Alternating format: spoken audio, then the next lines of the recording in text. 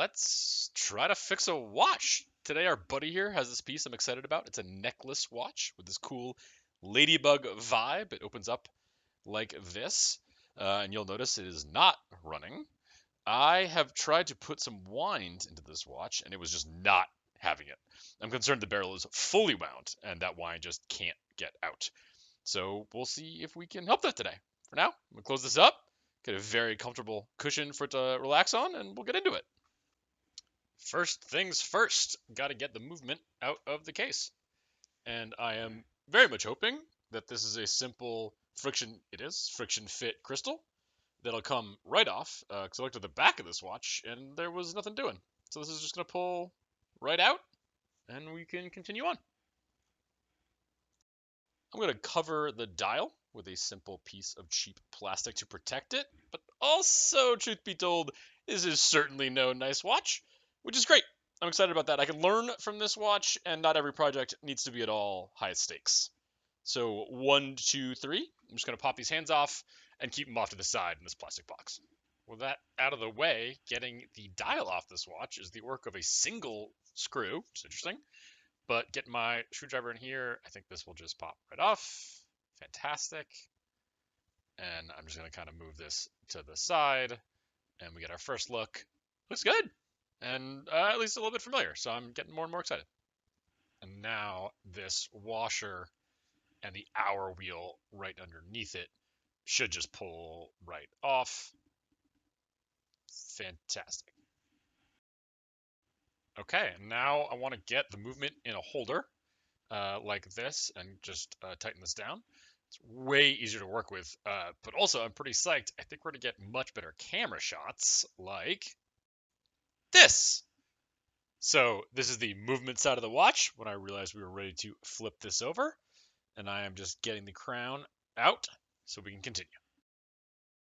I'm going to remove the balance and the attached hairspring that actually times the watch.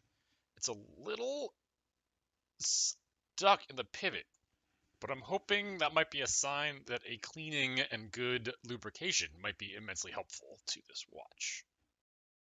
All right, as I get ready to remove this click spring that prevents power from the watch from sprinting wildly out backwards, fear not, I did let all the wind out of this watch. I just forgot to film it. And as expected, there was a lot of wind, and it had nowhere to go. So, oh, Boise. Oh, we're good. We're good. We're good. I got it. Man, I don't know what I was expecting would happen there. Clearly, that wanted to fly away home. Okay, back on track. So to remove these two wheels, I'm going to start with this crown wheel. And kind of entertaining, this is a righty-loosey, lefty-tighty screw, which is important to remember because it's pretty easy to thread a screw when you get really upset and crank on it. But this should hop. Oop, we're good. Hop right off. Just grab this and pull this wheel off. Come here. I gotcha. So we just skipped a brief pause off camera where I realized I did this in the wrong order, because removing that screw would just turn the wheel and the barrel underneath it. So I'm sticking my screwdriver in here as a way to prevent that wheel from turning. Little embarrassing, not the end of the world. I think this is fine. So now I've got this guy off. I'm just gonna grab this screw and this wheel. Wheel. This is the pallet fork bridge we're going to take off. I'm fascinated that it is so high above the pallet fork on top of the plate. Never seen that before. Being very careful because it does seem like breaking the staff of the pallet fork could be easy because it is so long. That's what I'm going to grab right here and carefully try to coax it out. Come on, buddy. Ooh. There we go. Gotcha. Time for this main plate to pop off. Notice that every wheel in this watch is under the same plate. All the pivots go to one plate, which is going to be, I think, a gigantic bear in reassembling this watch if we get lucky and get to that point. So that'll be a challenge for the future. It'll be really fiddly, I think, and patience testing for sure. But we go. I'm just going to grab this, kind of loosen it in a couple of points, but I think it is ready to just pull right off. And voila! Excellent. Okay, resuming after a pause where I just sat and stared at this for a hot minute, because I've never seen a train of wheels like this. I'm taking off this escape wheel that will be driven by the third wheel of this watch instead of the fourth wheel like it usually is. This third wheel will also drive the fourth wheel to its right there. It's fine. I got it. And the second wheel will pull right out. Back after yet another long pause because this watch keeps freaking me out. Being as gentle as I couldn't pick this barrel up off the watch. Finally figured out why. And it's because I need to back it out like this, which I've never seen before because of this bottom wheel. So that's new to me, and it's cool to see. The very last thing to do is to remove this bridge over an intermediate wheel. This wheel will engage directly with the barrel and is how the crown will get it to wind, to put power into the watch. So if this guy, come on, bud, just decides to get up, perfect. And just grab this last wheel, and then we'll be good to go. Bro, making me look bad. Here is our mascot overlooking all of our parts, of which honestly there are impressively few, and the case. And now I'm going to clean all these. I'm not going to do that on camera, because I think it's going to be a little boring, but with the help of a little movie magic. Okay, so I stopped filming immediately there because I thought it was going to look terrible. And I was going to make some self-effacing joke about my video editing skills. But that actually kind of kicked ass. That was the before and after. These parts are clean. Let's keep going. Back in the movement holder and ready for reassembly, in part because I did not find anything broken with this watch. I think it is a reasonable hope that what this needs to get ticking again is not a new part, but a cleaning and a lubrication, just like this. I will obviously continue doing this. This is probably the last time I'll show it in the video because it is not as interesting as how the watch mechanically works, but fear not, I will continue the lubrication. And I'll start with this wheel. This bridge holds down that intermediate wheel, and also in a bit will house important parts of the keyless works. And here is the barrel that I know I can't just drop straight in and needs to slide in like this.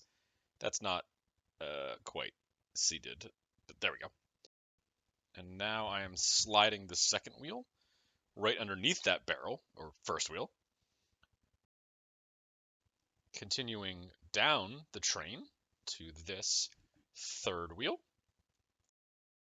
And the last thing before our main plate tries to go back on is this escape wheel. I'll be honest with you, I've tried this a couple times that I cut out, and it's really been giving me the business. I just really needed this thing to sit, and come on. Oh, there it is. We're good. And here we go with this main plate that I was right about. It has been frustrating. This isn't my first attempt. It's probably only been 2 or 3, and I'm just being very careful and very gentle and trying to be very patient. But this needs to fit every pivot underneath it before it sits fully and allows the whole train to run from barrel to escape wheel. I think I'm trying to manipulate wheels here and move this over. I'm hopeful about this. Hey, let's go. Cue that midnight track, without which I cannot put a watch together. Next up, long-staffed pallet fork. Sliding its head underneath the escape wheel here. It's being a little fidgety. It's fine. I just need it to find its pivot. I think that's it. Excellent. And its bridge from high above. I will say it seems like seating this with that long staff of the pallet fork is simple. It's sort of easier to tell that I have it just right, which I appreciate. And just securing this down. Moving on to the crown wheel, which will sit down and then secure in place with the fun righty-tighty screw. Nope, that's the normal way. Lefty-tighty screw, which will get all the way down. And then, on any other watch, I would call this the ratchet wheel, except there is no ratchet on this wheel in this watch, so I'm going to call it, wheel. And we got to sit it down on its sort of square housing. There we go. And then this is the normal righty-tighty.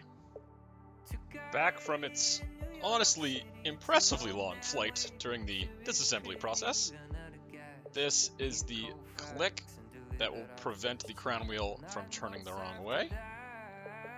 And with this secured, I think it'll be very easy to just pull back the head of that to get it in under tension and in place. Excellent.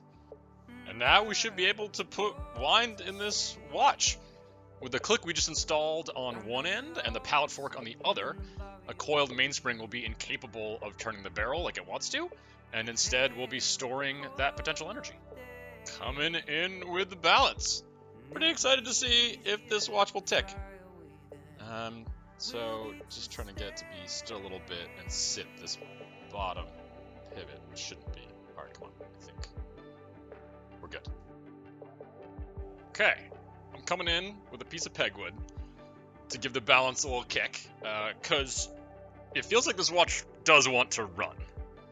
And I'm hoping if everything... Hey! Okay, so it is anemic, but it's a running watch, and this is a really good sign.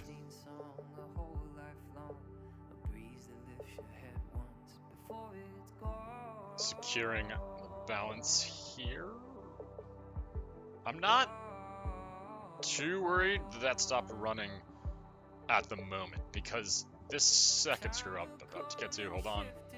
This actually doesn't secure down the balance bridge. It actually pushes the balance bridge up, which I didn't know until I took this apart earlier. So I'm actually hoping that it's just too tight on the balance staff right now. And when I get this down, it'll rise just a touch. Yes, fantastic. Oh my, it's significantly happier. The amplitude is much better.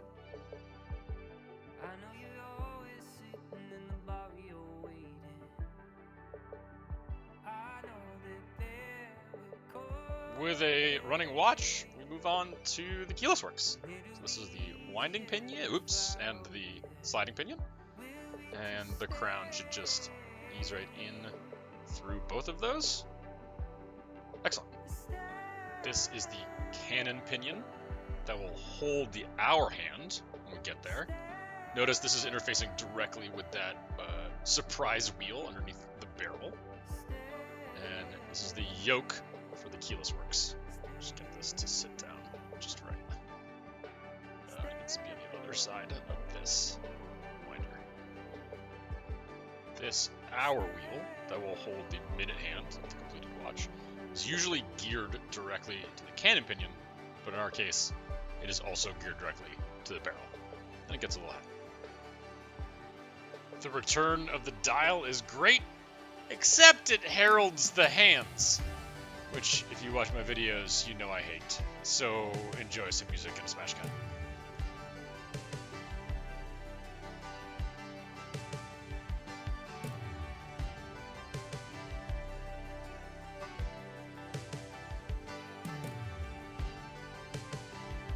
And we're headed back into the case.